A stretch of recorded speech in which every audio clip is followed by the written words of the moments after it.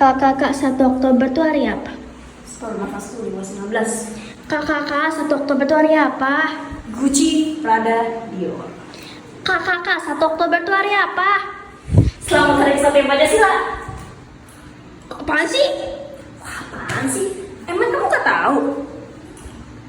Jadi pada tanggal 1 Oktober 2023 kemarin adalah hari peringatan Hari Kesatuan Pancasila, broku. Nah, ternyata Hari Kesatuan Pancasila memiliki sejarahnya sendiri.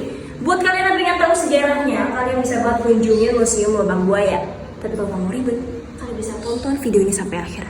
Karena di video ini kita bakalan spoiler sedikit demi sedikit tentang isi dari Museum Lubang Buaya. Dan juga bakalan ngejelasin secara singkat tentang sejarah G30 SPKI atau bisa disebut juga sebagai sejarah Hari Kesatuan Pancasila. Jadi, simak video ini sampai akhir dan check it out. Halo semua, kenalin nama aku Lulu. Jadi, aku mau menjelaskan sejarah Hari Kesaktian Pancasila nih. Tolong disimak baik-baik ya. Nah, awalnya PKI ingin mengubah ideologi Indonesia dari nasionalisme sesuai Pancasila menjadi komunisme sesuai paham yang dianut oleh partai di bawah pimpinan DN Aidit. Nah, dari situ PKI ingin menggulingkan pemerintahan Presiden ke-1 Indonesia Soekarno. Di sisi lain, muncul kabar kesehatan Presiden menurun dan usianya udah gak lama lagi. Hal ini dikhawatirkan akan memunculkan peralihan kekuasaan, padahal PKI tidak harmonis dengan TNI karena berseberangan politik, sehingga PKI berusaha menyingkirkan para petinggi TNI Angkatan Darat supaya bisa merebut kekuasaan. Aksi ini pun dilakukan dengan menculik dan membunuh beberapa anggota TNI Angkatan Darat, yaitu ada Jenderal TNI Ahmad Yani, Letnan Jenderal TNI Raden Suprapto, Letnan Jenderal TNI Siswondo Parman, Mayor Jenderal TNI Mas Tirto Darmo Haryono, Mayor Jenderal TNI DI Panjaitan, Mayor Jenderal TNI Sutoyo Siswomiharjo, serta Jenderal TNI Abdul Haris Nasution. Nah, pada akhirnya kelompok PKI datang ke kediaman dari masing-masing anggota TNI Angkatan Darat dengan mengaku sebagai Cakrabirawa atau disebut pasukan pengamanan istana. Mereka berdalih bahwa para korban dipanggil oleh Presiden Soekarno.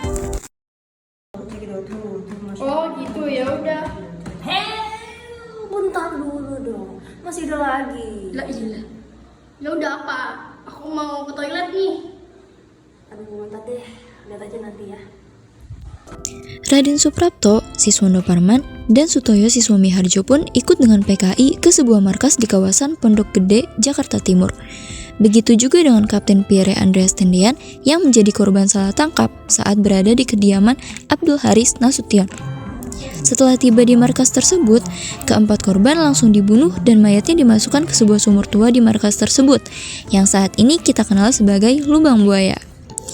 Sementara Ahmad Yani, Mas Tirto Darmo Haryono, dan DI Panjaitan ditembak di kediaman masing-masing.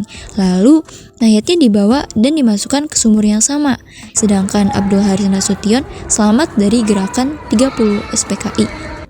Seluruh rangkaian pemberontakan ini terjadi pada 30 September menuju 1 Oktober pada tahun 1965. Begitu mengetahui aksi ini, TNI langsung memburu PKI di bawah pimpinan Mayor Jenderal Soeharto. Namun, mayat para korban baru ditemukan pada tanggal 4 Oktober 1965. Setelah itu, mayat para korban langsung diangkat dan kemudian Presiden Soekarno memimpin upacara pemakaman para korban G30 SPKI di Taman Makam Pahlawan di Kalibata, Jakarta Selatan. Presiden Soekarno juga mengangkat para korban G30 SPKI sebagai pahlawan revolusi. Aduh, lupa juga. Lah kocak ngapain nangis? Woi, ngapain nangis?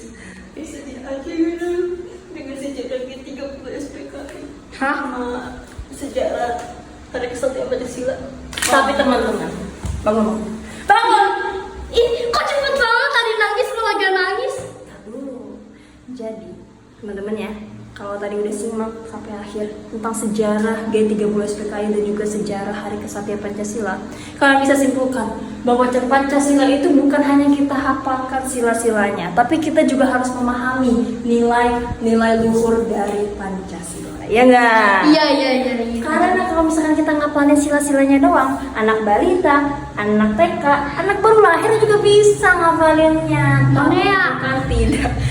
dengan memahami nilai-nilai luhurnya. Maka kita sebagai remaja Indonesia nih, warga negara Kesatuan Republik Indonesia, itu harus bisa memupuk nilai luhur Pancasila.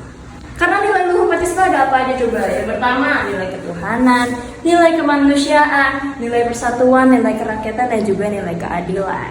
Nah, dari 5 nilai luhur tersebut, kita bisa ambil contohnya simpel-simpel aja ya, Bang.